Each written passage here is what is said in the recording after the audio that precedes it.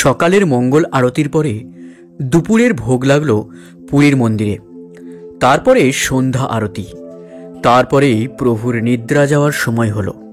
প্রভু জগন্নাথ দেবের মন্দিরের পুরোহিত এবং অন্য সকলে তাদের বাড়ি চলে গেল। ধীরে ধীরে মধ্যরাত হয়ে গেল। প্রভু জগন্নাথ দেবের মন্দিরের 3টি দরজা সম্পূর্ণরূপে বন্ধ ছিল। হঠাৎ দুটি বাচ্চা ছেলে প্রধান দরজা থেকে বেরিয়ে এসে মন্দিরের সামনের একটি ছোট্ট কুঁড়ে ঘরের দিকে যায় এবং তারা কিছুক্ষণ সেইখানে অবস্থান করতে থাকে।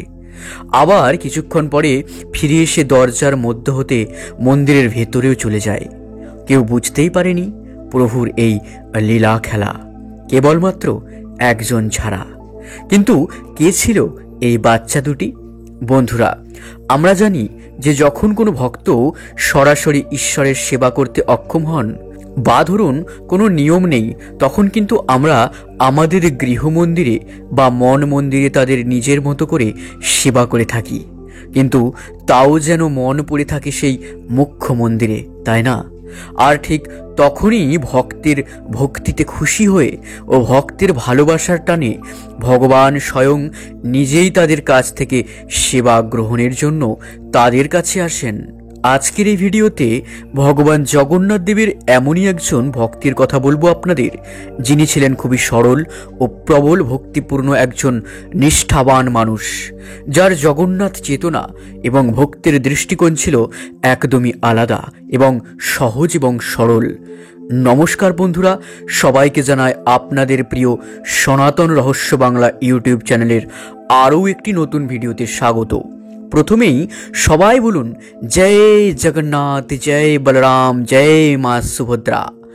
যারা এখনও এই চ্যানেলটি সাবস্ক্রাইব করেননি তারা এখনই এই চ্যানেলটি সাবস্ক্রাইব করে সাথে থাকুন আরও সব সনাতন কথা সব থেকে আগে জানতে।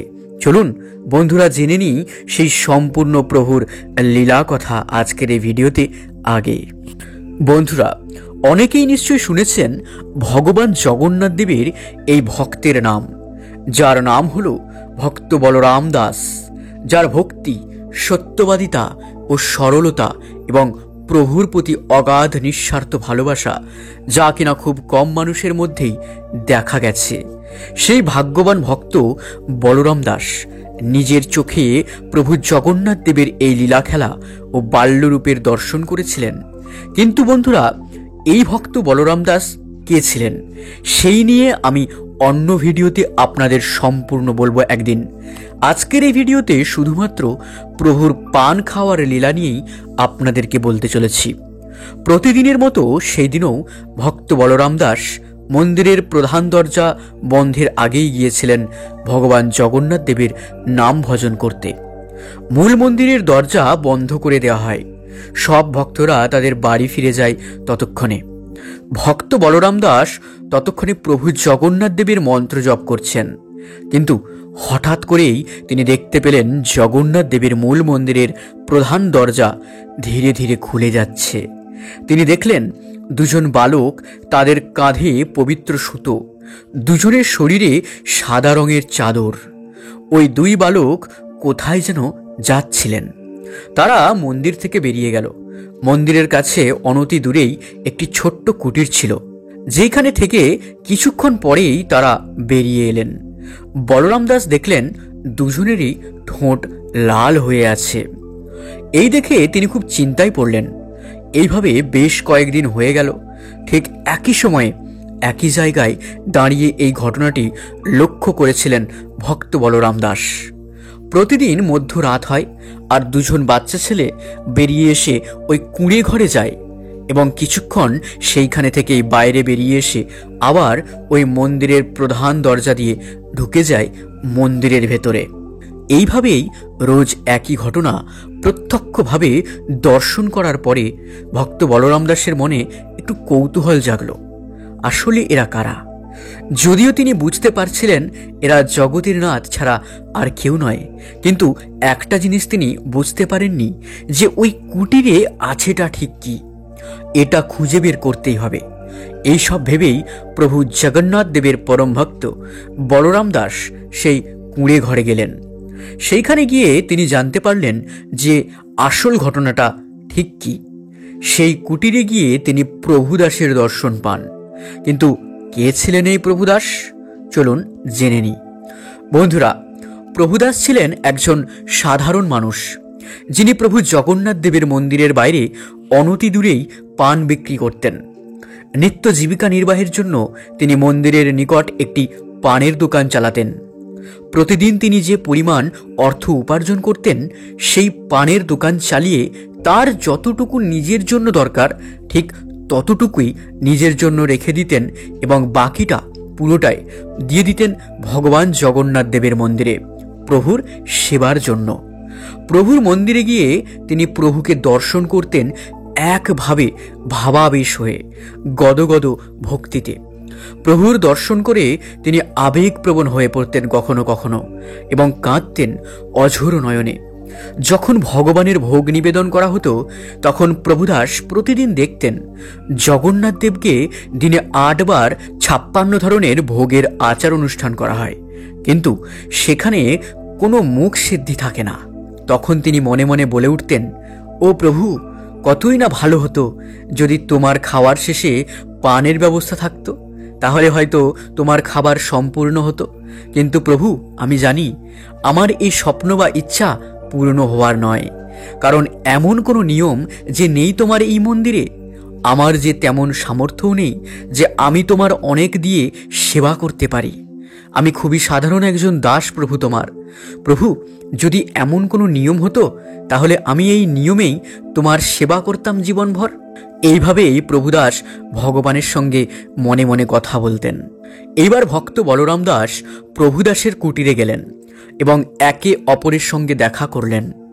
বলরাম দাস তাকে জিজ্ঞাসা করলেন, রাতের বেলায় 2টি বাচ্চা ছেলে আপনার বাড়িতে আসে নিয়ম করে, আর কিছুক্ষণ আপনার কুটিরে অবস্থান করে ওরা চলে যায় মন্দিরের উদ্দেশ্যে।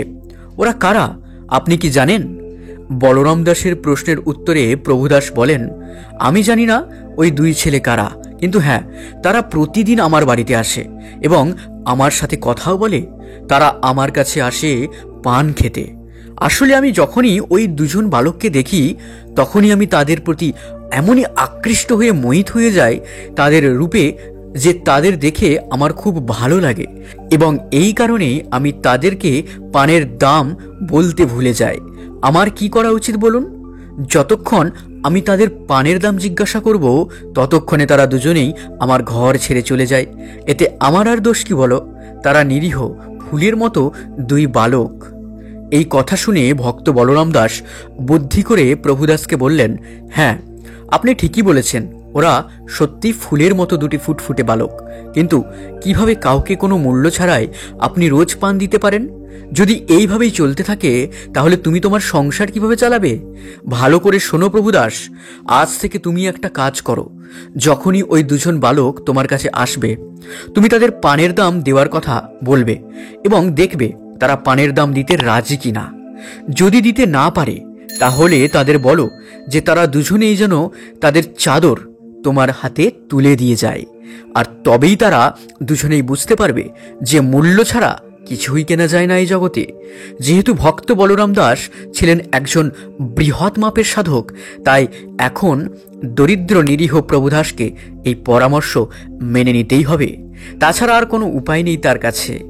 প্রতিদিনের মতো সেই দিনও ওই 2 বালক আবারও রাতে প্রভুদাসের কুঁড়ে ঘরে গেলেন। এদিকে ভক্ত বলরাম দাস কিন্তু সব দেখছেন। যদিও এটা প্রভুর লীলা ছিল, তাই না বন্ধুরা? তারা প্রভুদাসের বাড়িতে প্রবেশ করলেন পান খাওয়ার জন্য। আজকে প্রভুদাস পুরো তৈরি ছিলেন, একদম ভক্ত বলরাম দাসের কথা মতো। তাদেরকে আগে পান দিলেন না, আগে পানের মূল্য চাইলেন একজন প্রকৃত ব্যবসায়ীর মতো। বালক 2জন তো অবাক হয়ে গেল এই কথা শুনে। তারা বললেন, আমরা কিছুই নিয়ে আসিনি, আমরা প্রতিদিন তো পান বিনা মূল্য দিয়ে আপনার থেকে নিয়ে যাই।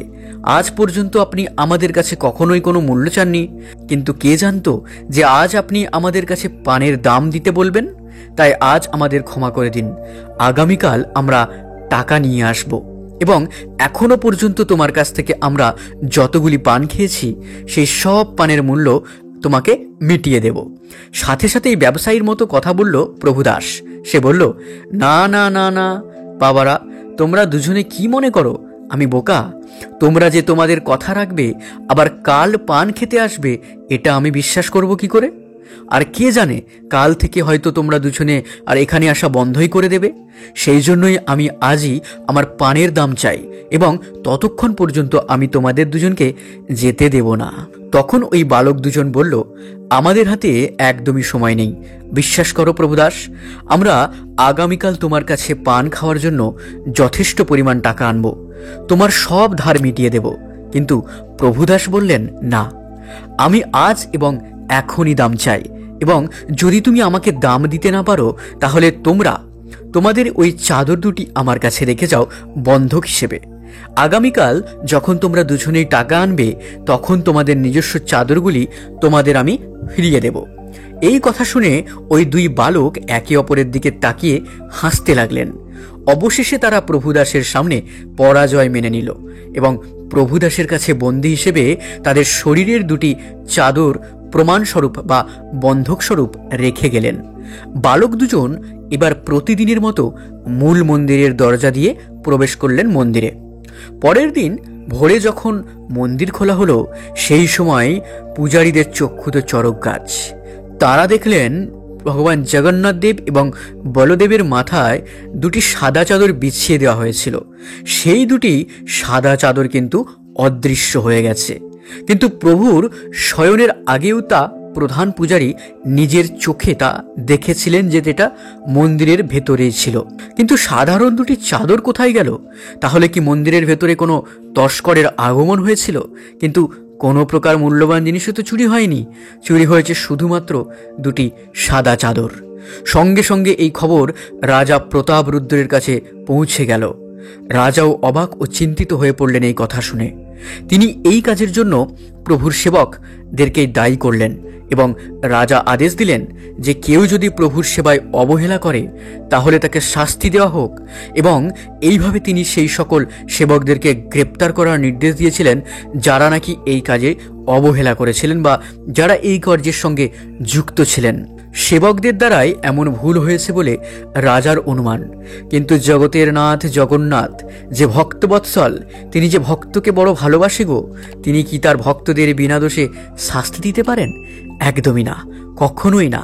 তাই সঙ্গে সঙ্গে ঠিক সেই মুহূর্তেই জগন্নাথ দেবের কৃপায় ভক্ত বলরাম দাস রাজাকে পুরো ঘটনাটি বর্ণনা করেছিলেন যে কিভাবে ভগবান জগন্নাথ দেব এবং দাদা বলরাম মধ্যরাতে প্রভুদাস পানওয়ালার বাড়িতে যেতেন এবং কিভাবে পানের মূল্য দিতে অক্ষম হওয়ার কারণে প্রভুদাস তাদের চাদর রেখে দিয়েছিলেন তার কাছে। তিনি আরও বললেন, সেই চাদর প্রভুদাসের বাড়িতে গেলেই আপনি পেয়ে যাবেন মহারাজ। রাজার নিকট ভক্ত বলরাম দাস এটাও বললেন যে ভগবান জগন্নাথ দেব এবং দাদা বলরাম এটাই বোঝাতে চাইলেন যে তারা কিন্তু পান খেতে চান। অতএব দয়া করে প্রতিদিন প্রভুর 56 ভোগের সঙ্গে পান মুখ সিদ্ধি হিসেবে উৎসর্গ করার ব্যবস্থা করা হোক। রাজা প্রতাপরুদ্র ভুল বুঝেছিলেন, তার সেবকদের না জেনেই সেই জন্য তিনি প্রভুর কাছে ক্ষমা চেয়েছিলেন। সঙ্গে সঙ্গে এই কথা শুনে তিনি প্রভুদাসের মতো পরম নিষ্ঠাবান ভক্তের সাথে দেখা করতে ছুটে গেলেন। রাজা তার নিজের কুঁড়ে ঘরে চলে গিয়েছিলেন তার সঙ্গে দেখা করার জন্য। যখন প্রভুদাস জানতে পারলেন যে স্বয়ং জগন্নাথ দেব ও বলরাম দেবের তার কুটিরে পান খেতে আসতেন, তখন তিনি ভাবাবেশে এসে খুশি মনে দুটি চাদর নিয়ে এলেন। অশ্রুভরা নয়নে তিনি তার রাজার কাছে দেখালেন। রাজা প্রতাপরুদ্র প্রভুদাসকে ভক্তি ভরে প্রণাম করলেন, কারণ এমন ভক্ত যেই ভক্তের সরলতায় প্রভু জগন্নাথ দেব স্বয়ং তার কুটিরে এসেছিলেন তার নিজের হাতে সেবা নেওয়ার জন্য। বলরাম দাসের কথা মতো তাই সেদিন থেকে তিনি মন্দিরের নিয়মেই বৃহৎ পরিবর্তন নিয়ে আসলেন। প্রতিদিন জগন্নাথ দেবের খাবারের পরে পান সরবরাহ করার জন্য নতুন নিয়ম করা হয় পুরীর মন্দিরে, এবং সেই থেকে আজ পর্যন্ত প্রভুর ভোগের পরে প্রতিদিন পান দেওয়ার নিয়ম আজও রয়েছে। যিনি এই পান প্রভুকে দেওয়ার কাজ করেন তাকে পাহাড় নায়ক বা বিধিও যোগানীয় সেবক বলা হয়। শুধু তাই নয়, সেই থেকে আজ পর্যন্ত এই অনুষ্ঠানটি প্রভুদাসের পরিবারের সদস্যরাই করে আসছেন আজও এই প্রভু জগন্নাথ দেবের মন্দিরে। তাহলে বন্ধুরা, আপনারা বিশ্বাস করেন তো যে প্রভু জগন্নাথ দেব তার ভক্তদের কষ্ট একদমই সহ্য করতে পারেন না।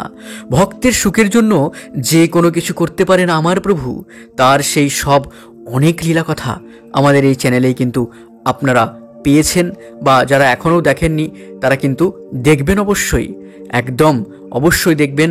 আপনাদের কিন্তু সেই ভিডিওগুলি আমরা আগেই জানিয়েছি সনাতন রহস্য বাংলা ইউটিউব চ্যানেলে। বন্ধুরা, সত্যি বলছি, আপনি যদি ভগবান জগন্নাথ দেবকে মন থেকে নিঃস্বার্থভাবে চেয়ে থাকেন এবং ভালোবেসে থাকেন, প্রভু কখনোই আপনাকে নিঃস্বার্থ করবে না, এটা সম্পূর্ণরূপে প্রমাণিত। তাই ভক্তি ভরে সবাই বলুন, জয় জগন্নাথ, জয় বলরাম, জয় মা সুভদ্রা। প্রভুর এই সত্য লীলা কথা জেনে আপনাদের কেমন লাগলো তা কিন্তু নিচে কমেন্টে জানাতে একদমই ভুলবেন না। যদি আপনি সত্যিই একজন সনাতনী হিন্দু হয়ে থাকেন, তাহলে অবশ্যই এই ভিডিওটি এখনই শেয়ার করুন ভগবান জগন্নাথ দেবের লীলা কথা প্রচার এবং প্রসারের জন্য, উল্টোপাল্টা ভিডিও শেয়ার না করে। আর যারা এখনও এই চ্যানেলটি সাবস্ক্রাইব করেননি, তারা এখনই এই চ্যানেলটি সাবস্ক্রাইব করে রাখুন আরও সব প্রভু জগন্নাথ দেবের এবং সনাতন রহস্য কথা এবং জগন্নাথ লীলা কথা সব থেকে আগে পেতে। তো দেখা হচ্ছে পরের ভিডিওতে। সবাই ভালো থাকবেন। এই ভিডিওটি শেষ পর্যন্ত ভক্তিপূর্ণভাবে দেখার জন্য হৃদয় থেকে ধন্যবাদ। জয় জগন্নাথ, জয় বলরাম, জয় মা সুভদ্রা।